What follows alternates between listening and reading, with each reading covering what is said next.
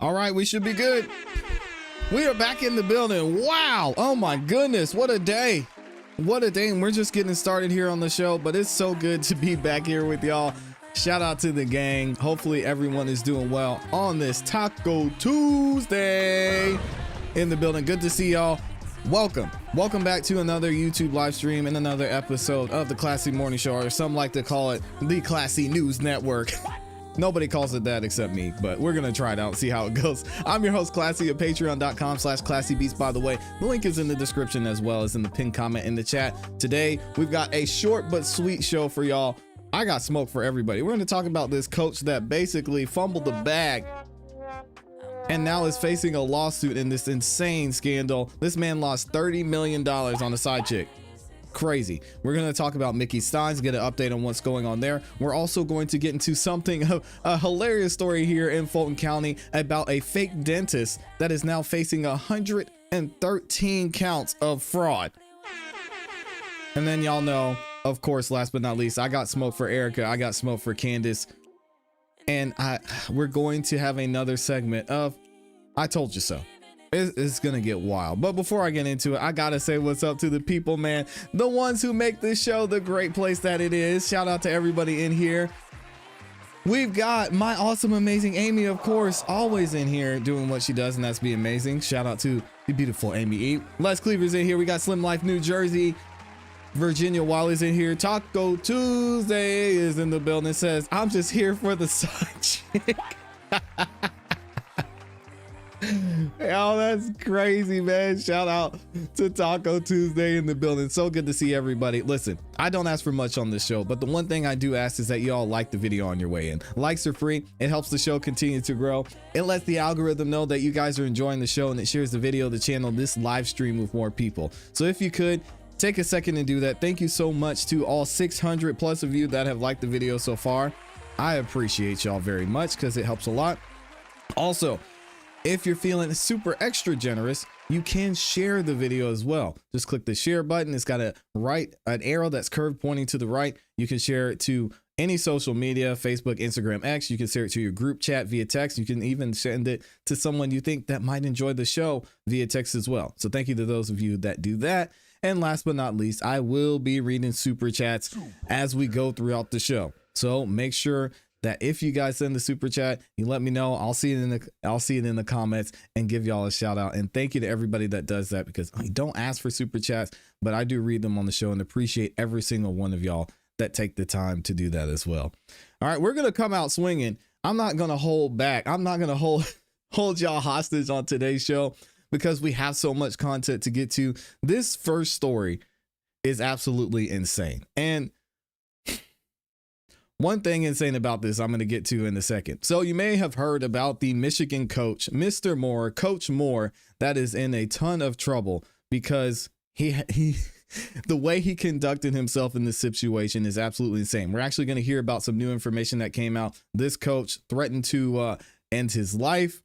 He was messing with somebody who was on the coaching staff there, and he ended up losing upwards of $30 million.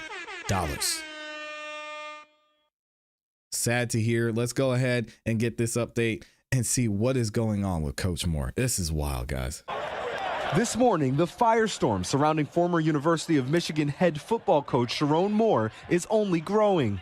Local authorities telling NBC News their investigation into an alleged assault is ongoing and that Moore will be arraigned later today, though he has not yet been formally charged. It comes as NBC News obtained this audio from Wednesday afternoon of a 911 dispatcher describing a chaotic call from an Ann Arbor home. Public records show a female university employee has an apartment there. I just called the caller, told her there's a male at the location and the house attacking her. Stalking her for months. Moore's name is not mentioned on the audio, and so far, police have not commented on whether he's connected to the alleged assault. But the fallout stemming from his abrupt termination by the school and his arrest just hours later sending shockwaves through the sports world. It's sad. It affects real lives. I feel terrible for his family. The university revealing it found credible evidence that Moore engaged in an inappropriate relationship with a staff member and fired him for cause.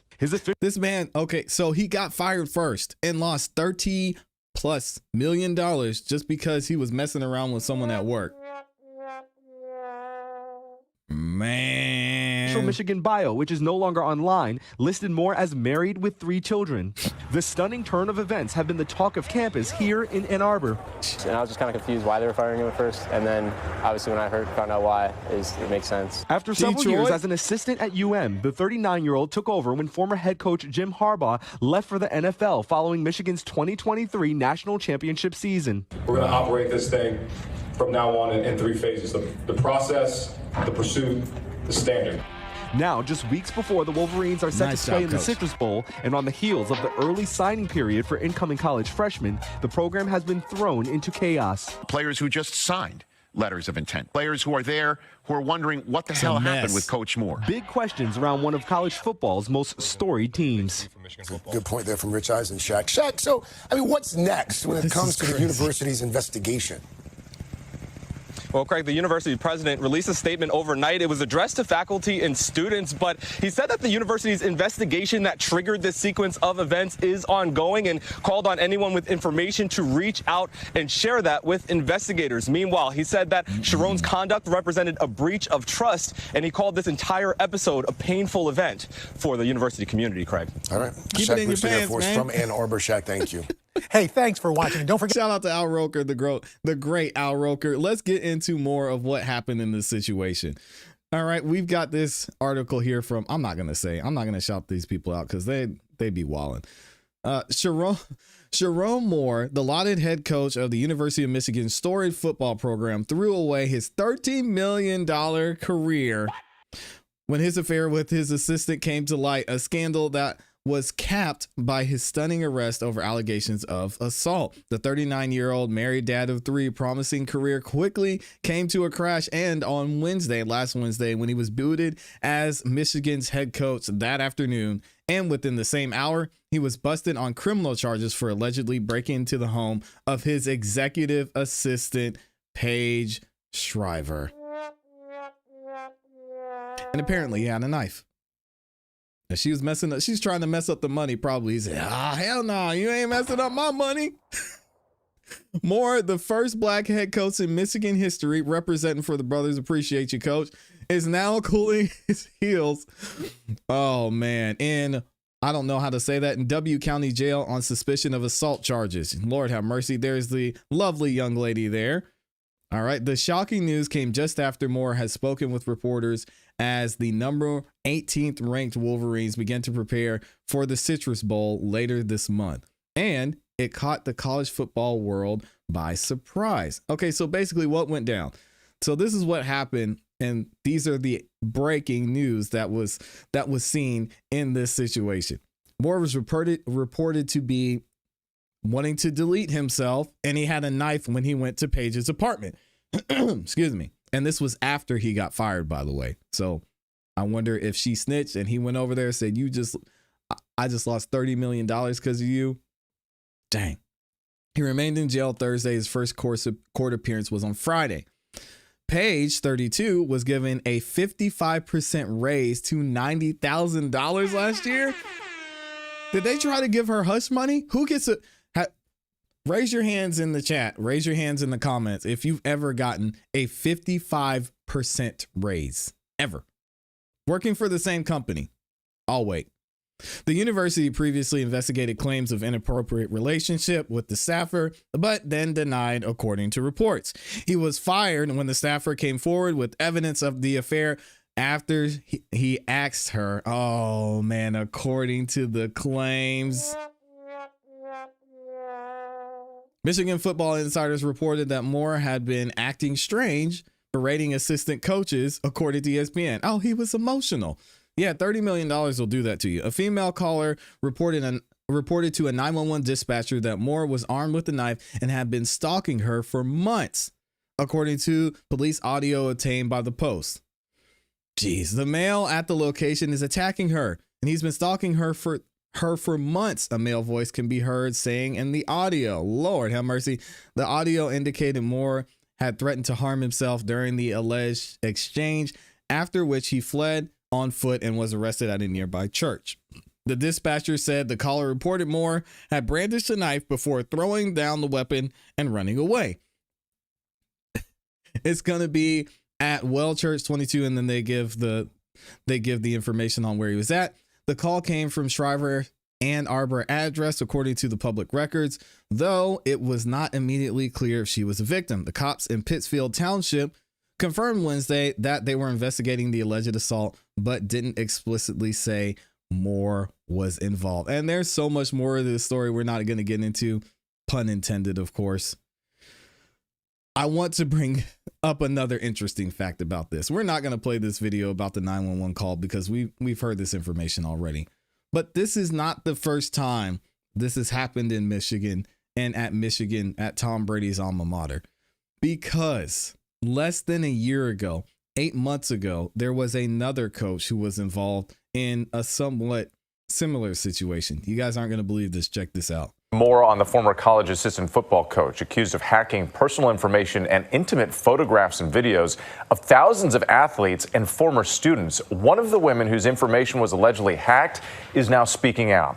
ABC's Phil Lipoff is here with more. Phil, good morning. Hey, Wick, good morning to you. This morning, this case is expanding, believe it or not, and prosecutors are now giving us a sense of just the sheer volume of information Weiss allegedly have. We know now that all the students did not go to Michigan, and one woman who was a former athlete who didn't play for Michigan says Weiss had her most private moments. Lord have mercy. McCarthy sprints out of the pocket, throws.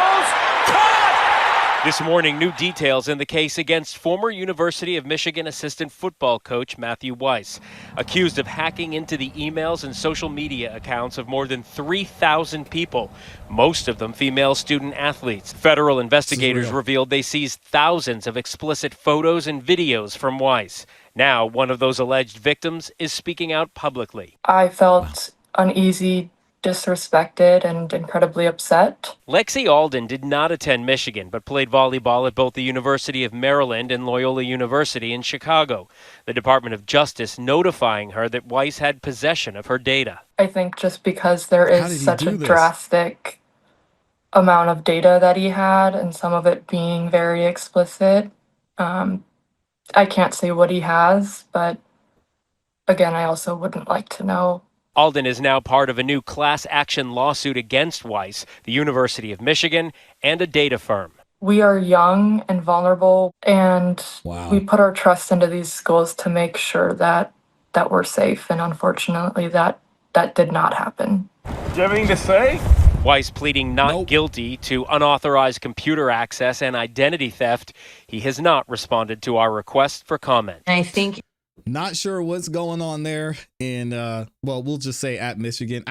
I got people in Detroit, so I'm not gonna put it on the whole state. But not sure what's going on there. They got to get it together because the entirety of this campus is in a frenzy. Michigan State's writing checks like they're Oprah out there. You get a check. You get a check. Wild stuff, man. Let me know what y'all think in the comments in the chat, and we'll follow up on this too. Shout out to the 6,000 of y'all that are in here. It's crazy. I feel bad, but hey, not too much on Michigan. I got, there's good people in Michigan. All right. Don't be all the way out on Michigan. There's good peoples out there, but dang. Amy says, guess dirty deeds aren't done dirt cheap. They are expensive. Well, I mean, if you're the head coach, maybe you should move a little bit differently, brother. If you're gonna have all that going on, come on, man. Oh my gosh, this is crazy. Let's go ahead and get into this next topic. Actually, I'm trying to decide which one we're gonna do. I think, do y'all want to hear about Mickey Stines, or you want to hear about the fake dentist here in Atlanta? Because either way, they're crazy. Tell you what, don't answer that. I'm not gonna hold y'all hostage anymore because we've got to talk about Candace Owens and Erika Kirk, because this situation is interesting to say the least. And I'm not going to start with the segment of I told you so. We're going to get into that in a second. And y'all let me know in the chat if you want to do Mickey Stines or are we going to do the fake dentist. Either way, we'll get to it at some point. But this is crazy. As we've been talking about and reporting here on the channel, Erika Kirk and Candace Owens had this meeting together. And this meeting was something that was supposed to take place in private. Hold on a second, y'all. I got these.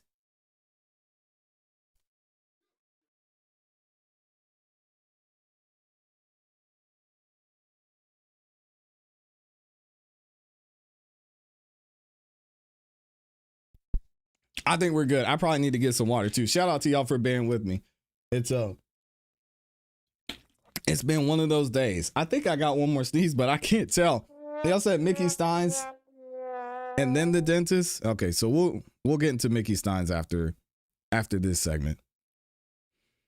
We're gonna talk about Erika Kirk and Candace Owens first. Michigan is not the only school with problems. That's a fact. Thank you so much for the God bless yous in here. Woo. Okay, we'll get into it. Lord have mercy.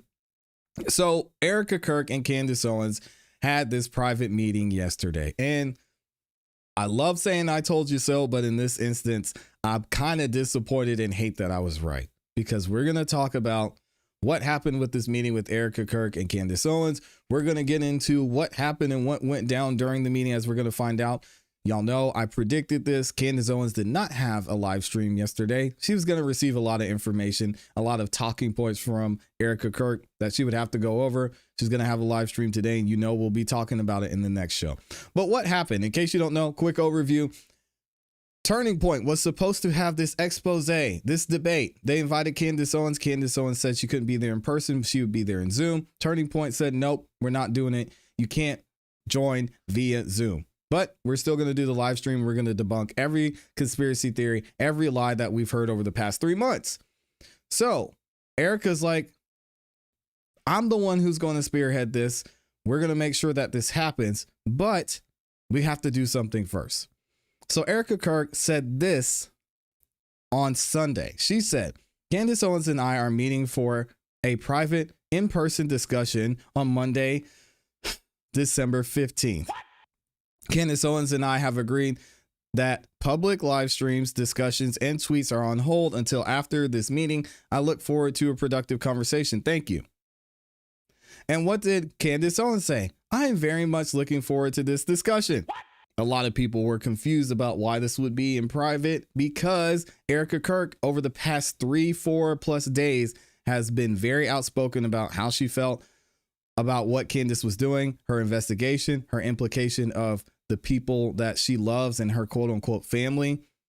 And she didn't like it. She asked Candace to stop. We had a back and forth about whether Candace should stop or not, because Candace, according to Candace, has not lied. I somewhat believe her. So after that, they had the conversation.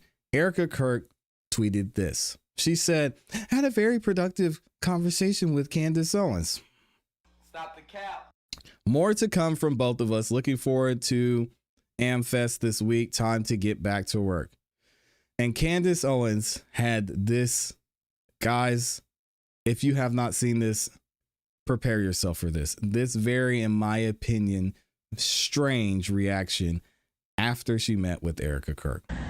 4.5 hours later, I'm alive. I'm totally fine, and I'm sorry. I was going to do a show for you guys this evening, but I am truly exhausted. Very productive conversation. I asked every single question. I mean, from Egyptian planes to Turning Point USA Faith, and I was very surprised by some of the answers that I got, and I think they were also very surprised when I shared certain intel.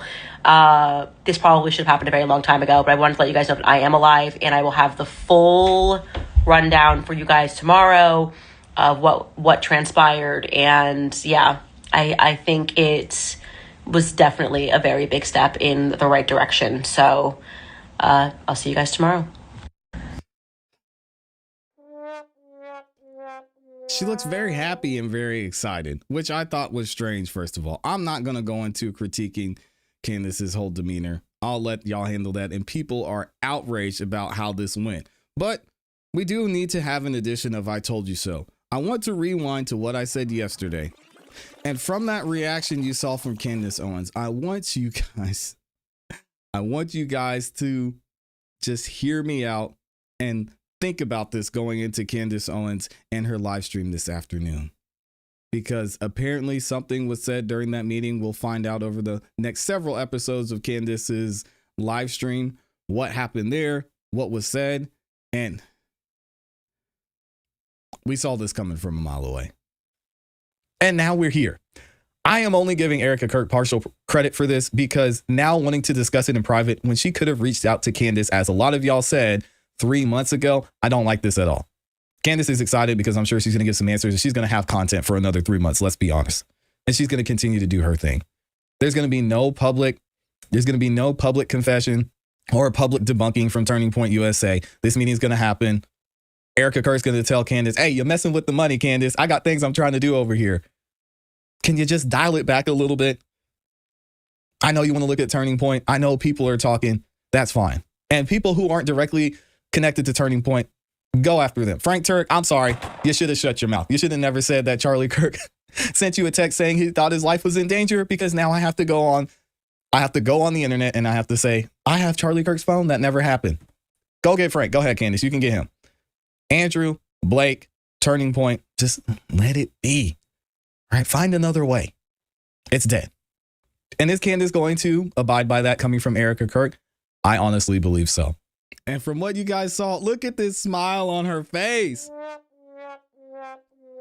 Do you think I was right? Look at this. 4.5 hours later. She's happy. You would think Charlie Kirk was resurrected. She is so happy right here. And we'll see here what happens moving forward. And I want you guys to remember this. And once Candace comes back, look at the change, look at the switch, look at the direction, look at the genius that Candace Owens is going to use to somewhat direct things away from Turning Point USA in a way. So we're going to get into it. I wanted to actually do, guys, I said it. I said this was going to happen. I said this is how things are going to go. Wait until this live stream takes place. You're going to see a different side from Candace. You're going to see something that a lot of people aren't going to expect. We expected it here. We saw this coming a mile away. And interestingly enough, although Erika Kirk said that her and Candace apparently agreed that discussions, live streams, tweets were on hold, Turning Point USA actually went live right before Erika and Candace had their meeting. So they lied there. Check this out. From Project Constitution, Turning Point USA breaks Erika Kirk's agreement with Candace hours before the meeting, pushing proven lies from shady experts, further destroying their credibility. Just before Erika's private Nashville meeting with Candace Owens, Turning Point USA hosts Blake Neff and Andrew Colvett spent 2 hours on the Charlie Kirk show rebutting theories featuring Gary Melton. Oh, and guess what? Gary wasn't in the room. Gary was actually there via live stream. He was there via Zoom. Shocking, right? Blake and Andrew acknowledged the mutual agreement on air. All live streams and public discussions are on hold until after this meeting, yet they proceeded anyway. A clear breach of trust that undermines trust and good faith. Don't believe it? Listen to them say it. Blake, happy Monday. Is it? Yeah, well. Happy we got to Monday. A lot of stuff went down this weekend, not the least of which, I just want to call out the elephant in the room. I'll say things that I probably shouldn't say, but I'm going to say I always get super heated on this. Candace Owens has the same security team as Turning Point and Charlie Kirk did. Hold on a second. Sorry about that, guys. Let me rewind that for a second. I had something else playing over here. Here we go. Blake, happy Monday. Is it? Yeah, well. Happy we got to Monday. A lot of stuff went down this weekend, not the least of which, I just want to call out the elephant in the room. We had invited Candace Owens to be a part of a live stream today on this show, later today after our live show. She, of course, declined to show up in person. And then over the weekend, Erika Kirk announced that she's going to be meeting privately. And so with her. And so sometime today. And so per that tweet, she said basically all live streams, public discussions, and tweets are on hold until after this meeting. We'll see what unfolds. So he said, we don't care. We're still going live. We're live right now. We'll see what unfolds. We are prepped, ready, either way. So that's basically where we're going to leave that discussion. And we're actually going to have Paramount Tactical, Gary Melton, on the show at the halfway point in this hour. We're going to just talk about some of the. We're going to have two different guests, I believe, just talking about Viva Fry is going to come on and talk about why he believes Tyler is the shooter. He's going to go through some of the evidence and. What happened to innocent till proven guilty? I can't stand these people, man. This is why I stay out of this stuff and I just focus on the objective. Let's look at this case. What's the case law? What's happening here? Because this is such BS from both sides. I really just, it's very disappointing to say the least. Disappointing from Candace because I wanted her to prove me wrong. I wanted to be up here with you guys today and be like, hey guys, I'm wrong. Candace is going live in an hour. And she said, F Erika Kirk, F Turning Point, I'm going to burn this whole thing down. Instead, we get this. I'm alive. I'm totally fine. And I'm sorry. I was going to do a show for you guys this evening, but she's so happy. So if you guys want to know what went down, we've got the inside scoop here. This is actual footage after Candace Owens met with Erika Kirk. This is leaked footage of Candace Owens talking about her meeting with Erika. You're seeing it for the first time here. Nobody else has this footage. Check it out. I know all you guys want to know what happened during my meeting with Erika, so here it goes. We met in Nashville because I didn't want to fly anywhere and have my plane shut down by Israel, so I told her to come here instead. She gets here, and first thing she does is she gives me some homemade cookies. And I'm like, bitch, I ain't eating those poison chocolate chip cookies. She tried to poison me. Anyway, I'm still alive after almost dying from the poisoned Israeli cookies, and we start talking. Then, you're not gonna believe what happened next. The waiter asks us if we want something to drink, but he's wearing the Star of David. So I'm like, I ain't about to drink no poisons lemonade from you, you Mossad agent. So anyway, I almost die again from Israeli lemonade poisoning. And Erika is like, I'll just have some water, please, which is obviously code for, you better kill this bitch right now. Am I right? So we talk and we talk. Probably. And she tells me I'm acting crazy or whatever. So I asked her to show me pictures of her of when she was younger.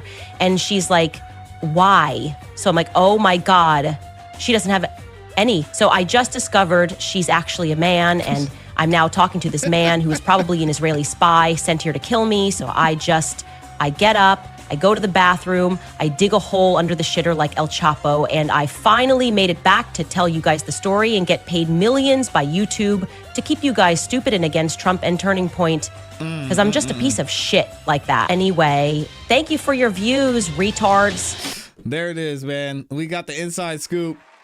What went down? Oh boy. I will say this, as much as I joke, this live stream that Candace Owens is going to do this afternoon is probably going to be the biggest live stream of her career. Oh yes, and thank you.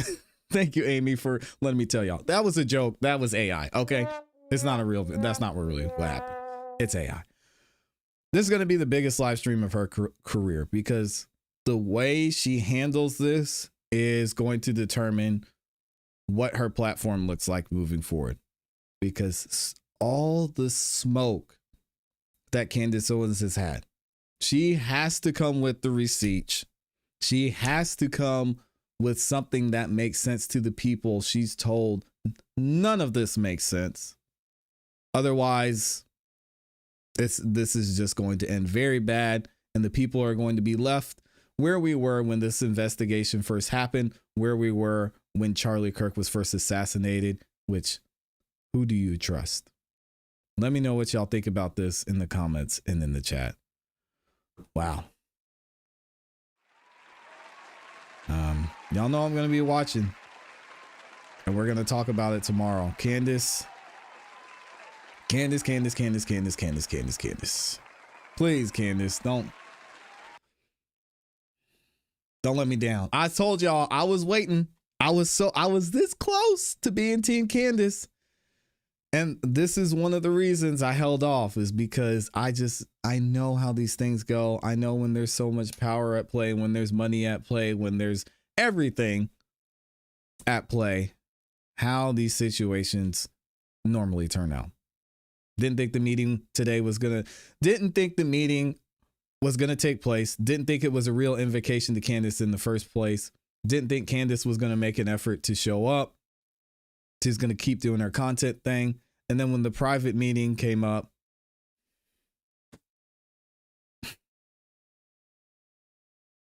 it's sad. Sad, sad, sad. Shout out to the gang, man. Thank you to all 6,000 of you that are in here. Is it sad? I don't know. I'm not going to say that it's sad, but it's just, I didn't want to be right. I did not want to be right. Look at But I am truly exhausted. Very productive conversation. I asked every single question. I mean, from Egyptian planes to Turning Point USA Faith. And I was very surprised by some of the answers that I got. And I think they were also very surprised when I shared certain intel. This probably should have happened a very long time ago, but I wanted to let you guys know that I am alive and I will have the full rundown for you guys tomorrow. Why does she keep saying she's alive? Did anybody think she was going to die? I didn't think she was going to die. Thank you, Trey. Trey knows what's up. I'm always right. When I'm right, I'm right. Every time I'm right, I am right. Thank you, Trey. Thank you. Amy said she's getting. Amy said you are Team Candace. Man, Amy, I'm not taking the bait. All right. She said she's giddy. She's so excited. She's like, oh my goodness, I've got 2 months worth of content just handed to me by Erika Kirk. Man. This is tough. Appreciate you, Trey. Trey knows what's up. I'm always, when I am right, I'm always 100%, 1000% right. Candace Owens does not have her live stream scheduled today yet, so we'll be on the lookout for that. Y'all know we're going to talk about it. I went down this rabbit hole. I can't back out now. Shout out to Dash. I'm in too far. I got to see it through.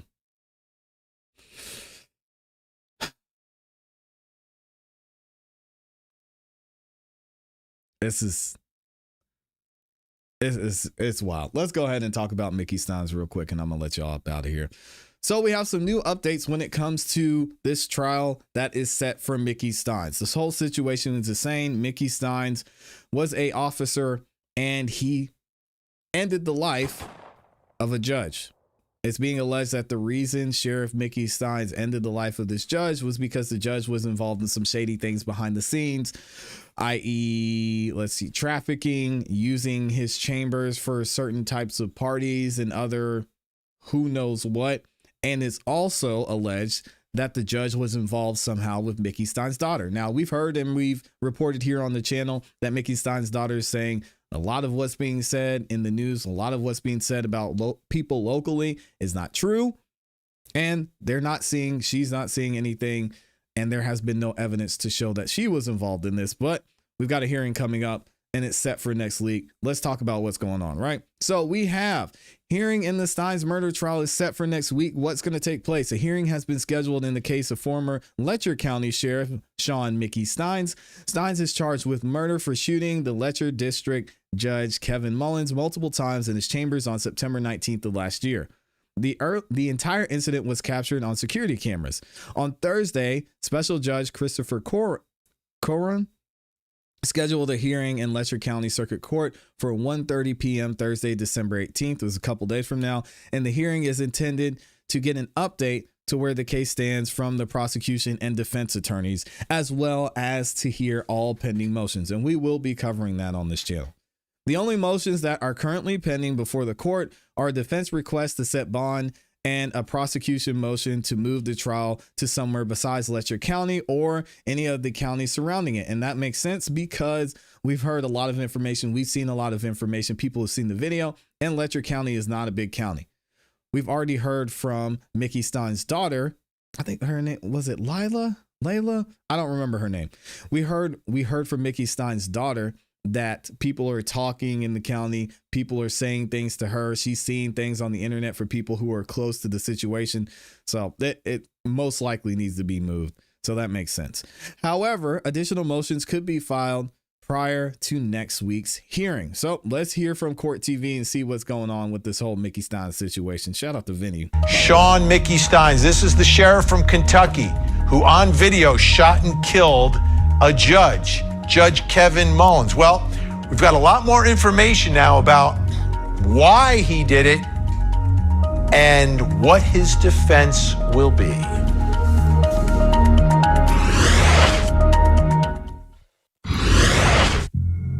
I'll be honest, Mickey, you don't seem like you normally do when I speak to you. I'm in handcuffs, man. Well, no, not just that. Not just that. You just want y'all to be fair to me. Yeah, you see, you know I'm going to be fair to you. But you do seem off compared to how you normally interact with me. Like something's going on. Like, has anything else been going on the last few weeks? Do you take, like, medicine for anything? Or you any type of illness or anything? That moment caught on body cam video of Sheriff Mickey Stines just moments after he had shot and killed Judge Kevin Mullins, to me, crucial in understanding this case. I mean, there's someone who knows Mickey Stines and knows that there's something wrong. This isn't the guy I normally speak with. There's something different. Asking him if he's on medication, for goodness sake. Giving us, some insight into what was going on with Mickey Stines at the time that he shot and killed Judge Mullins on video. Now, he's facing the criminal charges for murder, but he's also being sued civilly. And we learned something in the answer to the civil suit that is really interesting and I think gives us some insight into two questions. Why did he do it? And what is his defense going to be? And I think it applies in the civil case the same way it's going to apply in the criminal case. Take a look. Defendant admits to shooting Judge Kevin Mullins in his chambers. Defendant denies he did so intentionally as he lacked the capacity to intend the actions alleged in plaintiff's complaint. That's not going to fly. That's not going to work. To the extent further response is required, defendant denies at this time. That's not. You see that? Lack the capacity to intend the actions. That's insanity, folks. Defendant admits that upon information and belief, he was exhibiting paranoid and psychotic conduct. Defendant is without sufficient information to know what others observed and perceived. Therefore, to the extent further response is required, defendant is without sufficient information and therefore denies at this time. The key is lacks the capacity, paranoid, and psychotic. Nope. Who else noticed what was going on with the sheriff that day? Well, he was at lunch down the street at the grill where everyone goes.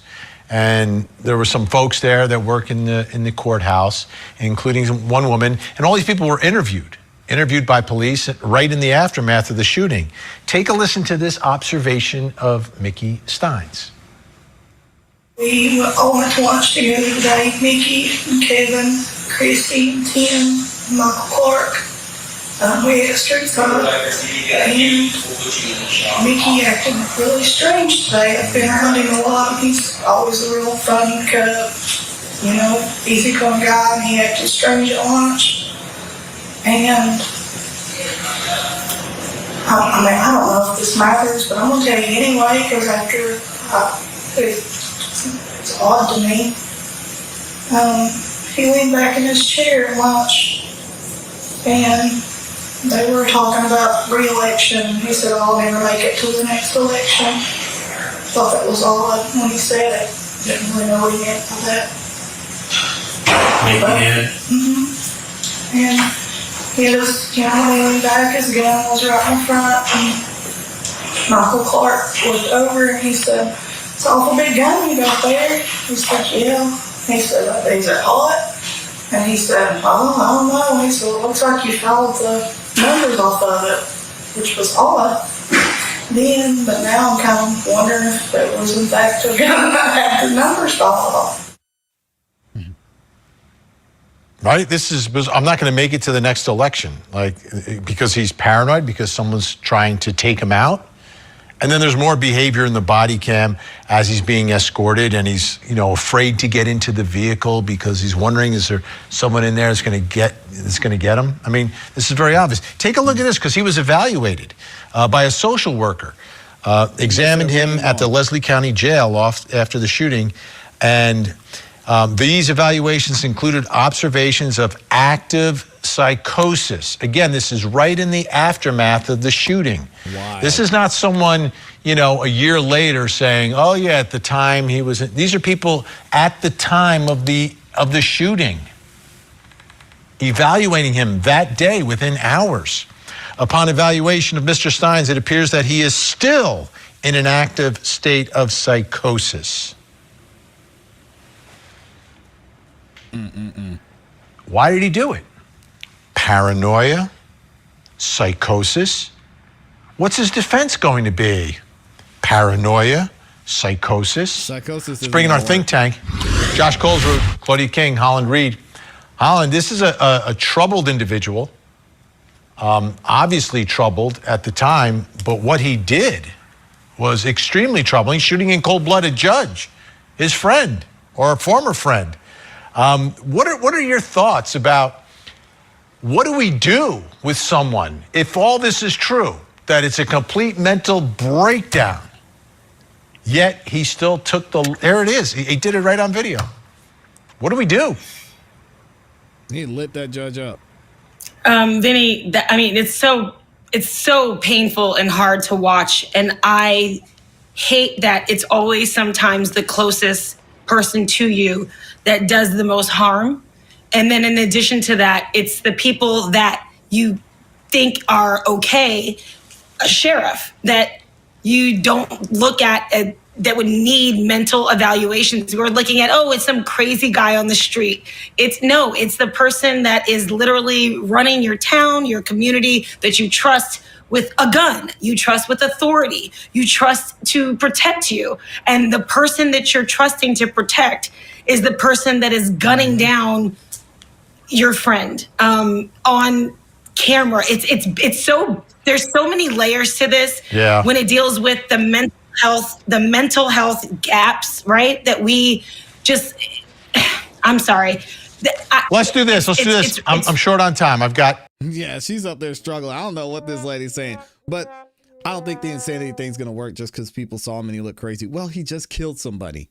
He walked in there. There were other people seeing the judge in the judge's chambers at the time. If y'all haven't seen the original video, and he waited for them to walk out. He was calm. The people didn't even realize that he was shaking like that.